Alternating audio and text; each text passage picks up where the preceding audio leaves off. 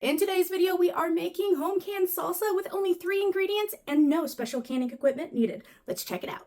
You're going to need half a cup of distilled white vinegar. You could also use apple cider.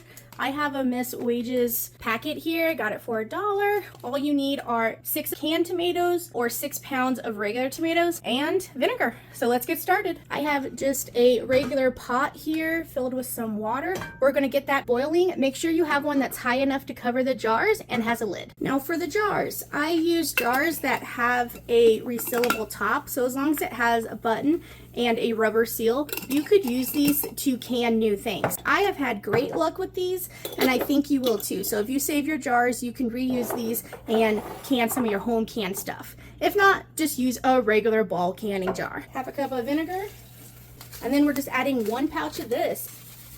Stir it up, stir it up, stir it up to make yummy salsa. All right, we're gonna let this come to a boil and go for 10 minutes. Alright, this is boiling, so let's get it down to a medium. Alright, I decided these tomatoes are a little big, so I'm going to go ahead and hit it with my emulsion blender. There we go. So that just makes the tomatoes a little smaller and the salsa smoother, less chunky. Alright, timer's going off. It's been 10 minutes. Let's turn this off. This is nice and bubbly, so let's get it into our jars. Alright, I got my jars on a towel. This will keep the jars from coming in direct contact with the cold hard counter. That makes a difference when you're loading it up and when you're taking them out. So you want to go up to the bottom line of the jar. Next step, I have a paper towel here, and I'm just going to kind of clean the rims and anything that I dribbled down. All right, now this is some more of our distilled vinegar. I'm going to put our paper towel in there, wipe it along the rim where the lid's going to go, and then we're going to use some canning lids. And these you're just going to do fingertip tight. So you go boop, and that's it. You don't want to like make it too tight. All right, so I just have a kitchen towel here. I'm going to put it in the bottom. That's what we're going to put our jars on top of.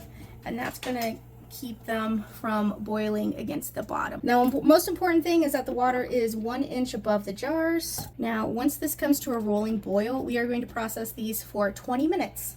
And then they are done. All right, it's been 20 minutes. We're going to turn this off.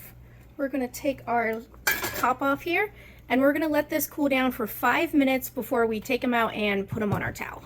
Now these are going to rest on your counter right here, don't move them, for at least 24 hours. All right, these are going to cool down, and I'll bring it back and we'll see if they seal. Ooh, did you hear that? This one already sealed. It is the next morning and they all sealed. These jelly jars and pickle jars, and then our regular jars. We're going to wash these really good, label them, and put them on our shelf.